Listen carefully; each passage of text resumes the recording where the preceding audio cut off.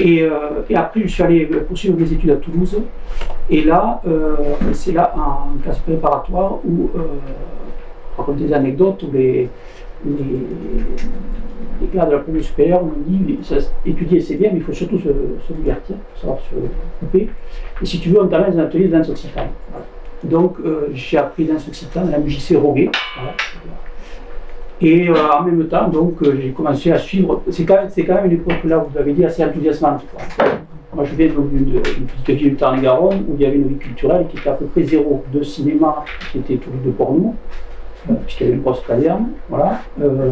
Ici, quand même, une société musicale où j'avais un peu appris la musique et j'ai arrêté en troisième, la clarinette, mais j'avais arrêté après. J'ai à peu près tout oublié ce que j'avais appris là. Et donc, c'était vraiment la première vie culturelle qu'il y avait. Il faut bien le dire. Et donc, moi, je passais mon temps entre des balles occitans donc animés par l'orchestre du conservatoire occitan, nous ici présents. Ceux de la Rasée, vous avez parlé de Lys Salès, que j'ai vu beaucoup de fois sur scène avec les Jean de Ville dont tu parlais et autres. Donc, dans une aire géographique finalement assez réduite. Hein. Le groupe Paris-Belpin, pour lequel on était prêt à faire des dizaines de kilomètres au milieu de la nuit pour aller les écouter assez loin. Voilà, par contre, je suis jamais allé à Montgrand-en-Brie, je suis jamais allé à Saint-Nathan. Et donc, je cite dans la vie culturelle aussi pour l'anecdote, un concert du groupe Verto Potenkin, je me souviens très bien, dans le temple de Montauban, où je me souviens très bien que tu jouais du violon. Voilà, on s'est croisés là la première fois. Voilà. Mais c'est le seul concert rock que j'ai pu entendre à l'époque dans le secteur. Donc on n'a pas idée du désert culturel quand même dans lequel on vivait. Voilà. Donc cet intérêt pour l'occitan. Et puis après j'ai poursuivi mes études, donc moi j'ai fait des études d'agronomie à Montpellier. Donc, je suis arrivé en 1979. Et là, donc évidemment je me suis réintéressé j'ai pris contact avec le milieu de la musique traditionnelle dans le secteur de Montpellier. Et j'ai été un peu passablement frustré de ne pas retrouver le même lien qui était issu précisément de ce collectage, qui était très présent dans le discours, dans ce qui était dit, dans ce qui était produit, qui était physiquement, quand on voyait Lys Salès sur scène à la Rasée, par exemple. Voilà. Donc j'étais un peu en décalage avec. Alors certes, il y avait des musiciens, notamment ceux de Cardabel, les joueurs de hautbois, Laurent Demar ou Alain Charrier, qui avaient collecté, enfin, pris des renseignements, en tout cas auprès des derniers joueurs de hautbois de Sète, puisqu'ils commençaient à jouer de hautbois. Mais il y avait une pratique de la danse et voilà, c'est une danse occitane, mais un peu généraliste, qui n'avait pas d'ancrage dans la région de Montpellier où on était. Avec un discours qui était aussi plus sur la création musicale que sur la reproduction et le ressourcement dans un collectage. Et ça, moi, j'étais assez... comment dirais-je, voilà, ça me posait question et ça crée pour moi le besoin de collecter. J'ai cette envie de collecter de manière voilà, un peu informelle. J'avais fait un stage à Courbiac aussi, animé par Pierre Corbeufin et autres. Et là, j'avais rencontré Pierre Boissien, donc où j'avais été assez fasciné. Il nous a fait écouter les collectages et réinterpréter, lui, le chant, réécouter le chant, les inflexions du chant, la langue, etc. Et ça m'avait beaucoup marqué. D'ailleurs, je lui avais écrit, parce qu'ensuite, j'avais dû faire une enquête, parce qu'on avait trouvé avec des amis en bois, etc. Et avec un appareil cassette, je lui avais demandé des conseils sur l'appareil qu'il fallait. Il m'avait dit surtout pas des cassettes, essaie de t'acheter un magnétophone à bande. Et après, donc j'ai commencé comme ça à bricoler, à faire une ou deux enquêtes dans la région de Montpellier. Et la rencontre qui a été décisive, c'était celle avec Michel Vidal, donc, qui venait de s'installer dans la région de Montpellier depuis quelques années, après une expérience assez forte à Saint-Afrique. Vous avez dû connaître l'expérience de Rio Saint-Afrique, il faudra aussi parler. Donc, qui était, oui, avec son. Alors, j'arrive pas à me remettre le nom de l'autre prof qui avait travaillé. Couder. Non, Yves Couder. Donc, tous les deux, ils avaient monté beaucoup d'opérations de collectage avec une participation des lycéens, des ateliers d'instruments, en lien avec le conservatoire occitan, de stages, etc., qu'ils avaient fait financer à l'époque, c'était tout à fait nouveau, de demander financement, par un FIC, je crois que ça s'appelait, Fonds d'intervention culturelle, si je me souviens. Ils étaient assez fiers de ça, d'avoir eu un FIC pour la musique traditionnelle, alors que d'habitude ça ne s'accordait qu'à Sylvanès ou des institutions prestigieuses de la musique. Donc, excuse-moi, c'était dans quelles années? Parce que le FIC, il a été supprimé dans les années 80. Oui, ben, l'Éo Sainte-Afrique, c'est avant, effectivement. Ça va être à partir des années 67, 79, je ne sais pas exactement. C'est en plein l'agrandissement du FIC. La collaboration du conservatoire occitan et avec Sainte-Afrique, quand j'y participais, c'était forcément avant les 70. Voilà, oui, c'est ça. Donc oui, c'était fin des années 70. Parce que moi, là, je parle, donc j'étais à Montpellier à partir de 79, et la rencontre avec Michel Vidal, ça doit être 1981-82. Ah, et donc, il avait lui aussi ce besoin ce désir de faire des collectes sur cette musique. Lui était originaire de la Ré. Et donc, après, les choses sont enchaînées assez vite parce que c'est monté à la fois une association qui s'appelait, dont le nom a vraiment négocié d'ailleurs, avait été Musica Nostra, collectif ethnomusicologique du Languedoc, donc qui réunissait à la fois des musiciens, mais aussi des gens très divers, l'archiviste directrice adjointe des archives de l'Hérault, un monsieur qui s'appelait, Alex Beige et son épouse, qui était la Société musicologique du Languedoc à Béziers, et puis tout un tas de musiciens traditionnels. C'était à peu près tous les acteurs de la musique traditionnelle sur le secteur, et un peu plus large. Et donc, avec deux objectifs. D'un côté, effectivement, impulsé par moi et Michel Vidal, un objectif de recherche, de connaissance, parce qu'en fait, il n'y avait aucune collecte sur le...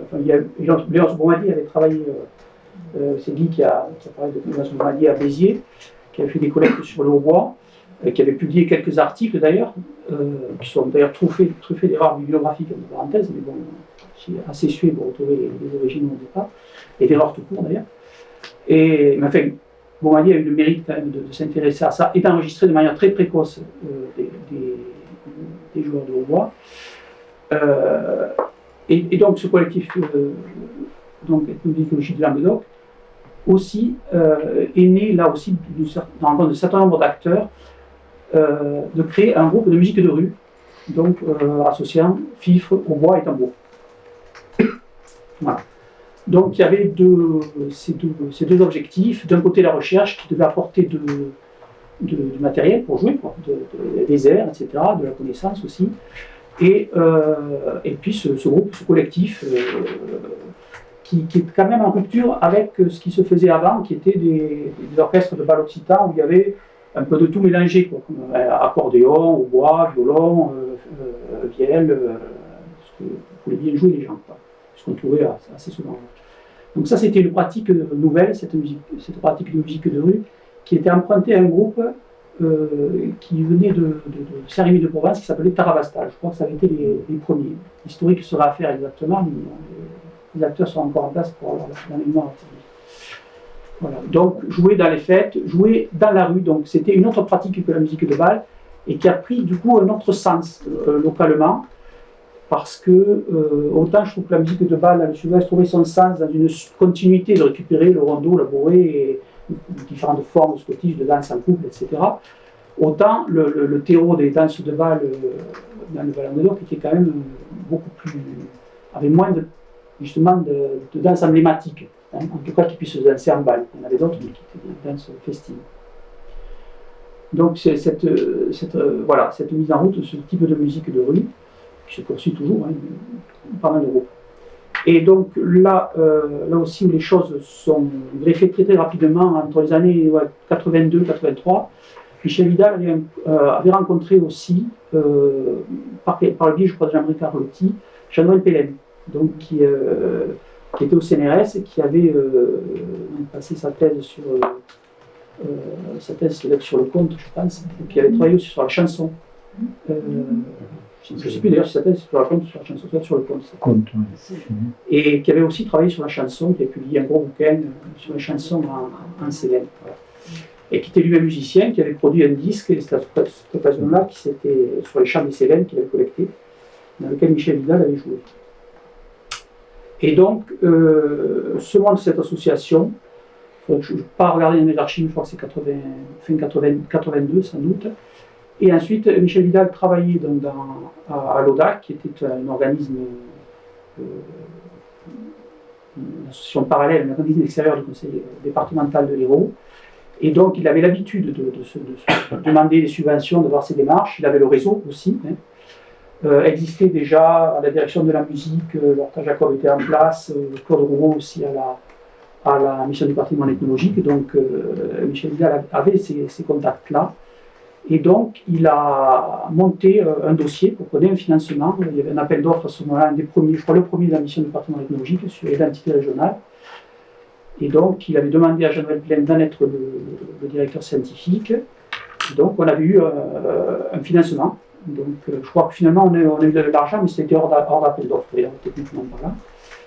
Donc, ce qui m'a permis, moi, d'abord de travailler pendant quelques mois. Je n'avais jamais fait de collectage, très peu. J'ai vraiment, voilà, une confiance voilà, que je vois à rebours, c'est assez étonnant. Voilà. Mais Michel, c'est quelqu'un qui savait prendre des risques. Voilà. Donc, j'ai dû commencer en début 1983, voilà. Enfin, pas par là, c'est mars 83 à peu près. Donc à faire des collectes avec ce financement donc, qui permet d'acheter un magnétophone, de payer de l'essence, etc.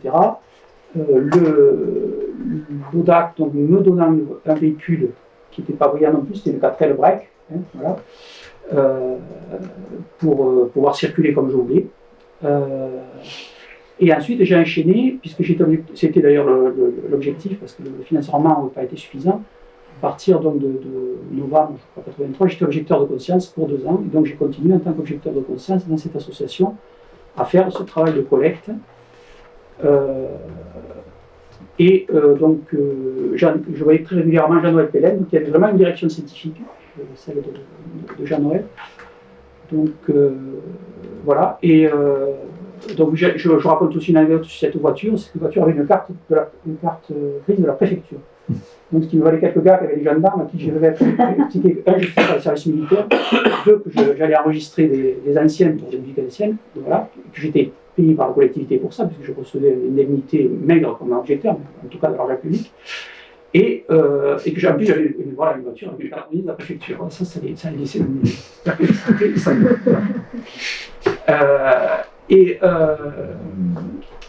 Donc, également, donc, on avait demandé. Alors, dans le contexte, tout ça s'était bien enchaîné, c'est que également on avait bénéficié ici un des premiers ethnologues régionaux, en la personne de Christian Jacquelin, qui était lui-même musicien, plutôt du mouvement folk, si on voulait faire une division à l'époque entre les Occitans purs et les folk qui jouaient un peu de musique de partout. La division était très, très nette à l'époque, donc Christian Jacquelin, et donc qui nous a apporté son appui, à la fois pour le dossier à la mission du patrimoine ethnologique, et également, on avait demandé une bourse à la direction de la musique, où j'ai pu aller suivre aussi des cours. Alors, c'était plus séminaire de Chemin-Bas, c'est celui de Jacques Chironneau, ce moment-là. Donc, ça devait être en 84, je vérifie. Donc, Jacques Chironneau à Nanterre et à Paris pendant 1 an. Là aussi, non pas l'avion, ça avait déjà baissé. J'avais le train. Le train de nuit le soir, je revenais Il y avait les premiers TGV aussi, donc je pouvais revenir assez vite, il y avait ce jour. Voilà, donc les cours de Jacques Chironneau à Paris. Et à ce moment-là, j'ai rencontré Eric Monbel, que je ne connaissais pas, il y avait Jean Machard, Eric Monbel et l'auteur Mabru. Et comment ça s'appelle, qui a enquêté dans le Jura aussi. Non, comment ça s'appelle Sylvestre du Corps, voilà. Peut-être d'autres aussi, si je les oublie. Sylvestre du Corps. Voilà. Donc on était, voilà, cette promo-là qui suivions les cours de Jacques Chironneau. Par contre, moi j'ai pu accéder aux enregistrements concernant le Languedoc. Jacques Chironneau nous a fait autorisé à les écouter. Il n'y en avait pas énormément. Dont certains que j'ai jamais pu, qui n'ont pas été retrouvés d'ailleurs depuis qu'ils ont été numérisés. Ça, c'est fermé la parenthèse. Voilà, donc ces cours-là. Et j'ai. Pardon ? C'était en quelle année ? 84, je pense. Je vérifie, si après je peux vérifier, j'ai lu quelque part. Et également à ce moment-là, je me suis aussi inscrit, alors du coup, eux étaient inscrits à l'école des hautes études, moi j'avais aucun, je venais de finir mes études d'agronomie, j'avais donc pas l'idée de tout ça, de l'écologie, de la musicologie, donc c'est à ce moment-là que je me suis inscrit, quand j'ai suivi les cours de Chirono, je n'étais pas encore inscrit, je crois pas, et je me suis inscrit après à l'école des hautes études à Toulouse, et où j'ai continué alors à suivre le séminaire de Daniel Fabre pendant un an et demi, quelque chose comme ça. Voilà. Voilà, donc ça a été, mais c'est vrai que c'est vrai ce que tu disais, Xavier, je suis tout à fait d'accord avec toi, c'est que l'enquête, c'est vraiment une manière d'être, une manière de vivre, quoi. Pour moi, ça répondait aussi alors, de manière plus intime, à une nécessité de comprendre, aujourd'hui, dans une ère de mondialisation, mais à ce moment-là, d'aller de Toulouse à Montpellier, c'était déjà quelque chose, c'est-à-dire beaucoup se déplacer, et d'essayer de comprendre ce pays que je ne connaissais pas, quoi, finalement. Et le fait d'aller interviewer les gens, ça correspondait pour moi à un besoin de m'ancrer dans cet espace autour de Montpellier, voilà, de le comprendre, de comprendre le fonctionnement, les gens, la culture. Voilà.